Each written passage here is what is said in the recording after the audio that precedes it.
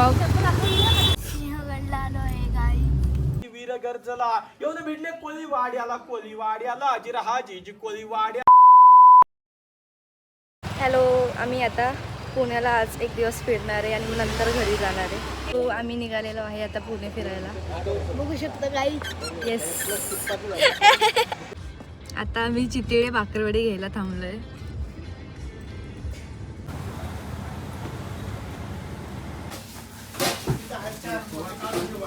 आणि हाय कर.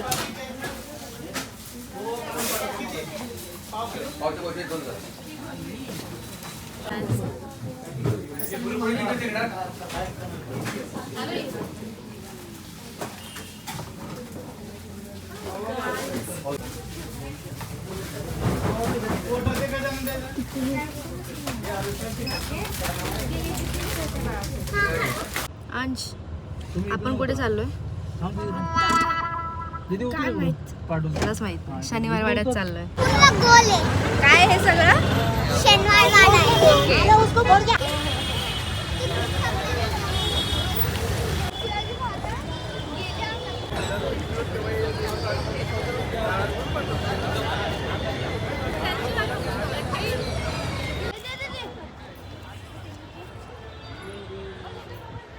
गाइस, आपके प्यारे ब्लॉगर का देखो क्या हो गया बेटा. गाइस,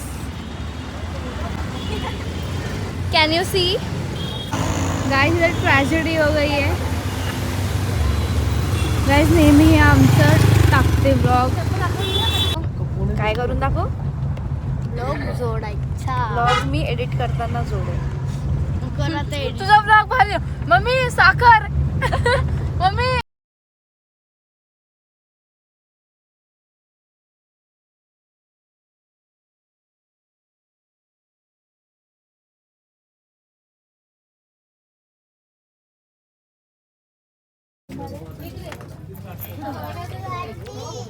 आणि काय खातेस?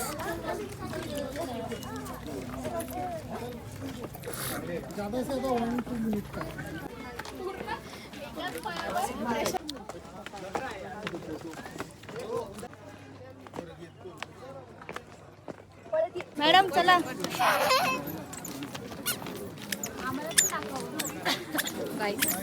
चालायला आहे थोडंफार वरती समाधीपर्यंत. का दमली आहे या? दम लागला? परत कशाला आला मग तू? दमला किती हा?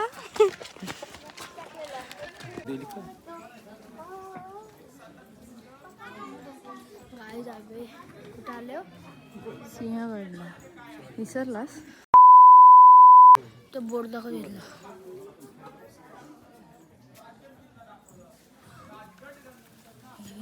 दुसरी गोष्ट ऐका, ती म्हणजे काय, उदयभान राठोड याच्याकडे बळकट असणारा 23 गडांमध्ये ताकद ठेवणारा हा गड कोंढाणा उदयभानाच्या हातामध्ये होता. चौथी त्या ठिकाणी जी अडचण आहे ती तिसऱ्या अडचणीपेक्षा सुद्धा खूप वाईट. आता तिसरी अडचण ऐका, उदयभान राठोड याला 1800 सैनिकांची गरज नव्हती. उदयभान राठोड स्वतःच्या अंगामध्ये हत्तीची ताकद घेऊन फिरत होता. चौथी अडचण ही आहे, मालुसरेंना अष्टमीला निघून नवमीला गड कोंढाणा ताब्यात घ्यायचाय. एका दिवसामध्ये किल्ला जिंकायचा आहे. याचं कारण आपलं साधन सोपं आहे आणि याचं उत्तर सुद्धा आपला जुना इतिहास देतो. मराठ्यांचा जुना इतिहास काय सांगतो? मराठ्यांनी कधीही जास्त सैन्य नेऊन कमी सैन्य मारलं नाही. कमी सैन्य घेऊन गेले, जास्त सैन्य मारून परत आले. त्यासाठी जे डोकं वापरलं त्याला गनिमी कावा असं म्हटलं जातं. गनिमी कावा करण्यासाठी सगळ्यात महत्वाची लागते या ठिकाणाची माहिती. मग आता गडाची माहिती मिळवायची कुठे? गडावर असणारा 1800 सैन्य उदयभानाची नजर चुकवून खाली येऊन आपल्याला गडाबद्दल माहिती सांगणार नाही. मग गडावरून खाली येणारा, ये जा करणारा, येणारा जाणारा एखादा व्यक्ती आपल्याला पाहिजे की जो गडाबद्दल आपल्याला काहीतरी माहिती देऊ शकेल. कुठून जाऊ शकतो, कसा हल्ला करू शकतो, कुठे किती सैन्य आहे, हे प्रश्न सोडवणारा एखादा व्यक्ती शोधला पाहिजे. मग आता तो मावळा मिळणार कुठे? मग त्याच ठिकाणी मालुसरेंच्या 10-15 सैन्य समोर येतं. मालुसरेंच्या समोर येणारं सैन्य सांगतं, मालुसरे मेटावर आपल्याला कदाचित गडाची माहिती मिळू शकते. त्याच ठिकाणी अजून 10-15 सैन्य समोर येतं, सांगतं मालुसरे मेटाबद्दल काहीही विचार करू नका. सगळ्यात मोठी चुकी आपली ती असेल.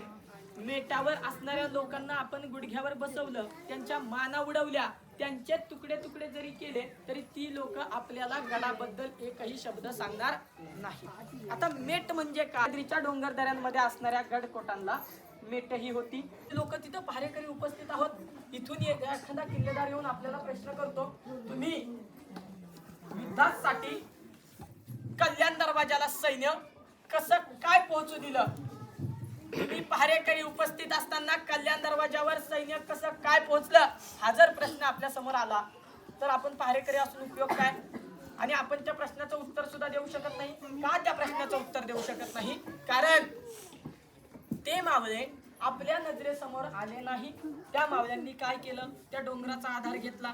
डोंगराच्या पलीकडच्या बाजूने सैन्य कल्याण दरवाजाला पोहोचलं. मग आता हे सैन्य नजरेसमोरून आलं नाही, या सैन्याला अडवणारा सुद्धा कोणी नाही. मग यांनी काय केलं?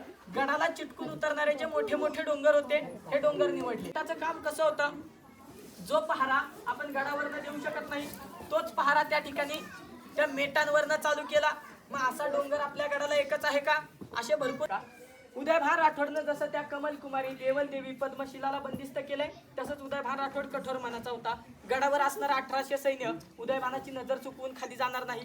पण जी लोक खाली मेटावर राहतात त्यांना तिथून राजगड खूप जवळ आहे. आपल्याला इथनं राजगड दिसतो, तोरणा दिसतो. समाधीच्या बाहेर जायची गरज नाही. डोंगर दऱ्यांमध्ये राहत असताना त्यांना राजगड पाशी जायला कोणी अडवणार नाही. मग राजगड पाशी जायला कोणी अडवणार नसताना त्या ठिकाणी भार राठोडच्या तर जीवाला धोका आहे. मग उदयभानानं काय केलंय? जसं या 3 मुली बंदिस्त आहेत तसंच मेटावर असणाऱ्या लोकांच्या मुलाबाळांना, आया बहिणींना नजर कैद करून गडावर ठेवले. उदाहरणार्थ समजून घ्या, मालुसरेंनी गडावर हल्ला केला. हल्ला केल्यानंतर युद्धामध्ये मालुसरे आपल्या गावी जाऊ शकतात. उदयभानाला समजलं गडावर हल्ला झाला, याच्या मागे कोळ्यांचा हात होता, कोळ्यांनी गद्दारी केली. उदयभानाचा 1000-1500 सैन्य जर मालुसरेंनी मारला असेल आणि मालुसरे जर आपल्या गावी जाऊ शकतात, तसं मेटावर असणारी लोक घरदार, संसार, जागा, जमीन, जन्मस्थान या गोष्टी सोडून राजस्थान, कारण की मालुसरेंना आदेश होता जिजामातेंचा एका दिवसात जिंकायचा आहे, त्यासाठी काहीही करा. एका दिवसात जिंकायचा आदेश असला आणि जिंकण्यासाठी काहीही करा हा जरी शब्द असला तरी मालुसरे बळजबरी म्हणून 2 कानाखाली मारतील. त्यावर मालुसरे बळजबरी करू शकत नाही, कोणाच्या जीवाशी खेळू शकत नाही. कारण स्वराज्याचं बंधन होतं. उदयभानाला एकाही गोष्टीचं बंधन नव्हतं. मनात महत्वाची गोष्ट काय आहे? जी लोक स्वतःचे तुकडे करून घ्यायला तयार आहेत, मग त्या लोकांकडनं गडाची माहिती मिळवायची कशी? त्याच ठिकाणी सूर्याजी काय म्हटलं? दादा मला 2 कडव्यांचा वेळ दे, 2च कडव्यांमध्ये मी कोल्यांना फितूर करून. मार्मिक भाषा येत होती. मार्मिक भाषेमध्ये शातीर असणार. मालुसरेंनी होकार दिला कारण मालुसरेंचा सूर्याजीवर विश्वास होता. होकार दिल्यानंतर सूर्याजीनं गोंधळाचा वेश घ्यायला लावला. 4-5 मावळ्यांनी गोंधळाचा वेश घेतला आणि त्या कोळीवाड्यावर त्यांनी जागरण गोंधळ घातला. गोंधळामध्ये कोळ्यांना फितूर केलं. आता हा जो भाग आहे ही थोडीशी मार्मिक भाषा आहे आणि असे जड शब्द आहेत. हे थोडंसं पोवाड्यामध्ये येतं. 5 मिनिटाची माहिती राहिली आहे. त्यानंतर जो पोवाडा आहे, पोवाडा सांगण्याचं खास कारण म्हणजे मेटावर असलेला जागरण गोंधळ. तुम्हाला सांगतो, मेटावर आपल्याला द्रोणागिरीच्या कड्याची माहिती मिळाली. द्रोणागिरीचा कडा म्हटलं तर काही लोक सांगतात यशवंती नावाची घोरपड होती.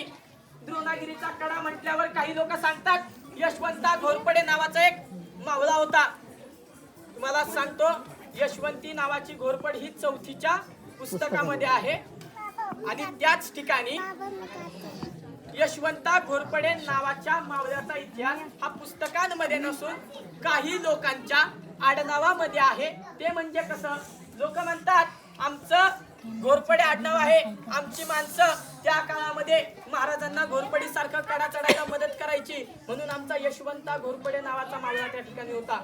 तुम्हाला सांगतो, आता आपण लिहितो पानावर, ज्या गोष्टीमध्ये ठेवतो त्याला वही किंवा पुस्तक म्हटलं जातं. त्या काळामध्ये कोरलं जायचं अशा समोर दिसणाऱ्या ताम्रपत्रांवर, आणि हे ताम्रपत्र ज्या पुस्तकामध्ये ठेवले, आपला खरा इतिहास ज्या पुस्तकामध्ये लिहिला त्या पुस्तकाला बखर म्हणतात. बखर माहिती आहे का तुम्हाला? आपला खरा इतिहास ज्या पुस्तकामध्ये लिहिला त्या पुस्तकाला बखर म्हणतात. त्याच बखरींमध्ये असणारी चित्रगुप्त नावाची बखर आहे, शेंडगावकर नावाची बखर आहे. दोनही बखरींमध्ये काय उल्लेख आहे? ताना मालुसरेनं द्रोणागिरीचा कडा सर्व मावळ्यांना सोबत घेऊन कडा सर केला आणि गडावर वानराप्रमाणे चढून हल्ला चढवला. त्या ठिकाणी यशवंती नव्हती, यशवंता घोरपडे नावाचा मावळा नव्हता, वानरही नव्हतं. प्रत्येक मावळ्यानं एका मिरीला साथ दिली आणि तो कडा सर केला. इथे काहीही दंतकथा पसरवलेल्या आहेत. तुम्ही समोरचा ताम्रपत्र वाचा, त्याच्यामध्ये 2 दंतकथा आणि खाली बकरींमधली खरी हकीकत बकरींची नावे तुमच्या समोर दिलेली आहेत, तुम्ही वाचू शकता. द्रोणागिरीचा कडा सर करतात. मालुसऱ्यांना दिसतो कलावंतीनी बुरुज. कलावंतीनी बुरुज म्हटलं की मालुसऱ्यांच्या डोक्याची तार पेटली. म्यानातली तलवार बाहेर निघाली. म्यानातून बाहेर निघालेली तलवार रक्त लागल्याशिवाय आतमध्ये ठेवली जात नव्हती. मुलींची नाचगाणी पाहताच मालुसरे चवताळले आणि मागे पाहिलं. अवघ्या 10-15 सैन्य सोबत होतं. मुलींची नाचगाणी पाहणार 350 पठाण नशेमध्ये गुंग असणार. सगळं सैन्य आल्यानंतर न मारू या विचाराचे मालुसरे नव्हते. 10-15 सैन्य सोबत होतं. ते सैन्य घेतलं. मुलींची नाचगाणी पाहणार 350 पठाण नशेमध्ये गुंग असणार मालुसरेंनी पश्चिम भागामध्ये कापलं. आणि कापल्यानंतर न तिथेवर उदयभानाचा महालामध्ये उदयभान राठोड हा झोपला होता. झोपेमध्ये असणाऱ्या उदयभानाला समजलं की सुभेदार नावाचा एक मावळा गडावर पोहोचलाय. तानाजी मालुसरे असं त्याचं नाव आहे.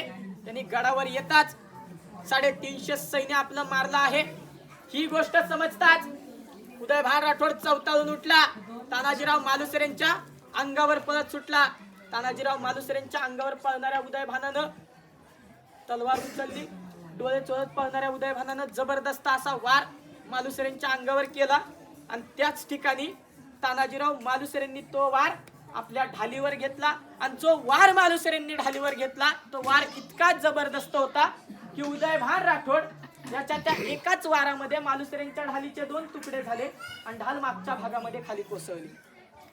ढाल खाली कोसळली म्हटल्यावर माघार घेणाऱ्यातला शरण जाणाऱ्यातला माघार घेणाऱ्यातला शरण जाणाऱ्यातला आपला हा मावळा नव्हता. त्या उदयभानाला ढाल तुटलेली असताना अंगावर बोलवला. अंगावर बोलवलेला असताना उदयभानानं वार चालू केला आणि तो वार आपल्या मावळ्यानं हातावर घेतला. हातावर वार घेत असताना रक्ताची धार दिसू लागली, हाताचे तुकडे दिसू लागले, तरीही आपल्या मावळ्यानं माघार काही घेतली नाही. कंबरेचा शेला काढला, हाताला गुंडळीला आणि रक्त थांबविण्याचा पूर्णपणे प्रयत्न केला. पण त्या ठिकाणी ढाल तुटते तिथे कापडी शेला, हातही टिकला नाही. हातही मागच्या भागामध्ये तुटला गेला. आपल्या मावळ्यानं वार अडवण्याचा प्रयत्न तलवारीने देखील केला असता, पण तलवार ढाली इतका वार अडवू शकत नाही. आणि सगळ्यात महत्वाची गोष्ट, मालुसरेंनी इथला हात खाली का नाही केला? ज्या ठिकाणी उदयभान राठोड ढाल तोडू शकतो, हात खाली केल्यानंतर न समोरनं आलेल्या वारामध्ये एका झटक्यात उदयभान मान सुद्धा उडवू शकतो. मावळ्यानं माघार घेतली नाही, हातही तुटला, तरी आपला मावळा थांबला नाही. तुम्हाला सांगतो, उदयभान राठोडच्या अंगामध्ये हत्तीची ताकद होती हे मी तुम्हाला सांगितलं. हत्तीची ताकद का म्हटलं गेलं? कारण की उदयभान राठोड सारखं युद्ध 100 युद्ध झाल्यानंतर 1-2 युद्ध अशी असायची की ज्याच्यामध्ये कोणीतरी असा मावळा निघायचा जो समोरच्याची ढाल सुद्धा तोडून दाखवायचा. धर्म बदलून कोणालाही किल्ले दिले जात नव्हते. उदयभानाला धर्म बदलताच किल्ला मिळाला, कारण त्याच्या अंगामध्ये ती ताकद होती. उगीच त्याच्या अंगात हत्तीची ताकद आहे असं म्हटलं जात नव्हतं. तुम्हाला सांगतो, उदयभान राठोड माझा मुलगा रक्ताच्या थोरव्यात पडून मेला, छातीत लात मारून पळून निघाला. आणि असं हिंमत 80 वर्षाच्या म्हाताऱ्यासोबत चाल खेळ. उदयभान चाल खेळू लागला. उदयभानाच्या अंगावर झेप घेतली, उदयभानाला आडवा पाडला. त्याच्या छातीवर बसून 80 वर्षाचे म्हातारे मामा शेलार मामा यांनी आपला गनिमी काव्यामध्ये वाटा सादर केला. उदयभानाचा दाताने गळा फाडला, कल्याण दरवाजाच्या टेकडीवर ठार मारला. इथंच संपलेला खेळ. शेलार मामांनी कल्याण दरवाजावर पलटला. गड कोंढाणा कल्याण दरवाजापासून जिंकायला चालू केला आणि त्या ठिकाणी शेलार मामा हे गडावर पोहोचले. तुमच्या मनामध्ये 2 प्रश्न असतील, लक्ष द्या, तेव्हा तर कळेल तुम्हाला. सगळं सैन्य इथं लढत असताना शेलार मामा कल्याण दरवाजावर एकटेच काय करत होते? दुसरा प्रश्न हा पण असेल की शेलार मामांना कसं माहित होतं उदयभान राठोड कल्याण दरवाजाकडे येणार आहे? शेलार मामा त्या उदयभानासाठी थांबले नव्हते आणि शेलार मामा कल्याण दरवाजावर एकटे नव्हते. हा एक गनिमी काव्याचा भाग आहे. आता गनिमी काव्य लक्ष देऊन ऐका. मालुसरेच्या कड्याने गडावर आले. तो एक त्रिकोणी कोपरा आहे. त्रिकोणी कोपऱ्यामध्ये 500 जण चढले, समोरून 1800 अंगावर आले. समोरासमोर 1800 500 सैनिकांचं युद्ध होईल का? हे युद्ध होणार नाही. युद्ध झालं नाही, समोरचं 1800 सैन्य आपल्याला झेपलं नाही, काय होईल? त्या ठिकाणी आपण मागे मागे सरकत जाऊ. मागे सरकल्यानंतर ना जर आपण त्या कोपऱ्यामध्ये अडकलो तर ही अशी गर्दी तयार होणार. गर्दी तयार झाल्यानंतर ना अशी तलवार चालवून आपण कोणाची ढाल तोडू शकत नाही. जितकी तलवार मागे जाणार तितकाच जबरदस्त वार आपण पुढे करणार. आता तुम्ही मला सांगा, अशा गर्दीमध्ये जर आपण तलवार उचलली, शत्रूला लागण्याआधी ती आपल्या सैन्याला लागेल. मग तलवार फिरवायला 3-4 फुटाचं अंतर पाहिजे. ते भेटलं नाही तर युद्ध करायचं कसं? मग आपण त्या ठिकाणी विजय केला. बक्षुबा गड कोंढाणा स्वराज्यात आला. महाराजांचा आनंद हा जिजामातेंपेक्षा वेगळा होता. आनंद कसा होता माहितीये का तुम्हाला? अरे कधी जातोय, कधी माझ्या तान्याला भेटतोय, अरे कधी मी त्याला मिठीत घेतोय आणि कधी गड कोंढाणा जिंकल्याचा आनंद साजरा करतोय. महाराजांचे आनंद अश्रू खाली कोसळू लागले होते. महाराजांनी कृष्णाघोडीला खोगी घातली, टाच मारली. महाराज कल्याण दरवाजाच्या पायथ्याशी आले. महाराजांनी पहिलंच पाऊल गडावर टाकलं. जाणवलं महाराजांना गडावर काहीतरी दुःखाचं सावट पसरलंय. येऊन पाहतात तर काय, गोल वेड्यावर मावळे रडत बसले होते. मावळे रडण्यामागचं कारण पाहिलं. ज्या मावळ्याला मिठीत घेऊन गड कोंढाणा जिंकल्याचा आनंद साजरा करायचा होता त्या मावळ्याकडे लक्ष दिलं. धारात तीर्थ कोसळलेला मावळा पाहिला. अरे इंच इंच जखमा अंगावर झालेल्या असताना, मालुसरेंचे या ठिकाणी राहिले असे तुकडे पडलेले असताना महाराज रडू कोसळले. मालुसरेंच्या देहा शेजारी मांडी घालून बसणारे महाराज कमरेचा शिला काढतात. मालुसरेंचा रक्ताने माखलेला चेहरा पुसतात आणि मावळ्यांना सांगतात, अरे मावळ्यांनो, असे रडत काय बसला? माझा तान्हा या स्वराज्याला सोडून गेला. स्वराज्यात गड आला पण माझा सिंह गेला, गड आला पण माझा सिंह गेला. बोला छत्रपती शिवाजी महाराज की जय.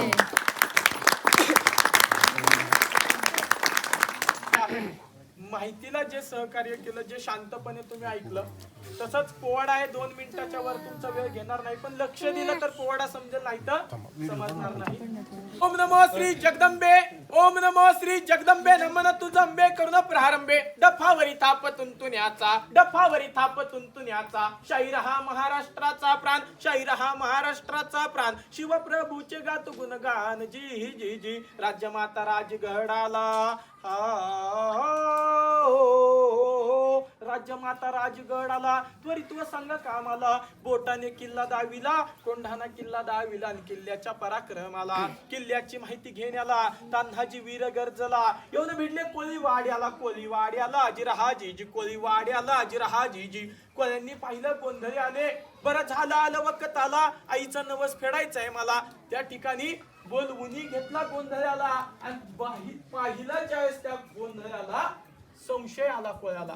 अरे यांना गोंधळी म्हणावं ही रांगडी माणसं दिसतात, बाकी कोणी म्हणावं तर गोंधळ्याचा वेश आहे. बोलवून घेतला गोंधळ्याला, विचारिलं नावा गावाला, कोण रे लेख का गोंधळी आला? काय म्हणतो सूर्याजी, आलोय बाबा तुळजापुरावनं इथं आंब्याचा जागरण करण्याला. तुम्ही दिलीच संधी तर आम्ही घालूच गोंधळ, हा या सूर्याजीचा शब्द आहे. संधी कोणाकडून पाहिजे? संधी कोळ्यांकडून. संधी कोणाकडून पाहिजे? संधी कोळ्यांकडून पाहिजे. गोंधळ गडावर घालायचा आहे. मार्मिक भाषा ही कोळ्यांना समजली नाही. जागरण गोंधळाला सुरुवात झाली. आम्ही गोंधळी गोंधळी, आम्ही आंब्याचे गोंधळी. काही कोळी झोपेत, काय पेंगत, काय जागे असताना कोळ्यांची झोप उडवण्यासाठी, कोळ्यांना फितूर करण्यासाठी, गडाची माहिती मिळवण्यासाठी मालुसरेंनी सूर्याजीला सांगितलं, बाद झाला आता गोंधळ, अशी कानाखाली मार, आवाजच आला पाहिजे. सूर्याजीने गोंधळ थांबवला, शब्द पलटला, आणि सूर्याजी काय बोलू लागला?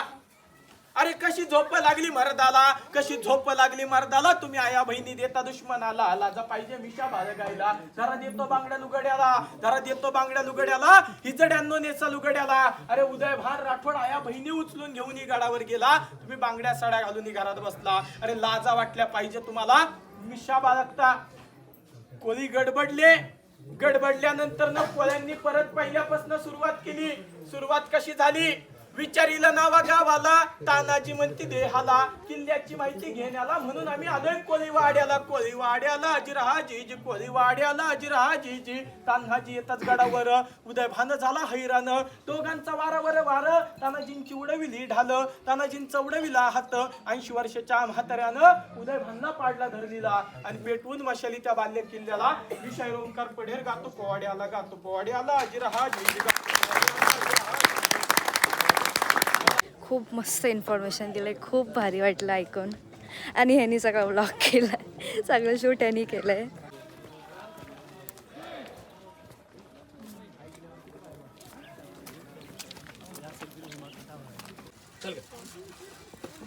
जेवायला थांबलो आणि लगेच निघणार आहे 5 मिनिटात आम्हाला रिटर्नला खूप उशीर झालेला आहे ऑलरेडी 5:30 झालेत आमची 6:30ची ट्रेन होती पुण्यावरून मला वाटत नाही ट्रेन भेटेल बघू आता आम्ही पुढे कसे जाऊ आमचं सगळं फिरून झालेलं आहे आणि आता मी आमच्या घरी चाललेलो आहे बाय बाय आम्ही आता मेट्रोने जातो आहे आणि मग नंतर 8 वाजता आमची कल्याणसाठी ट्रेन असेल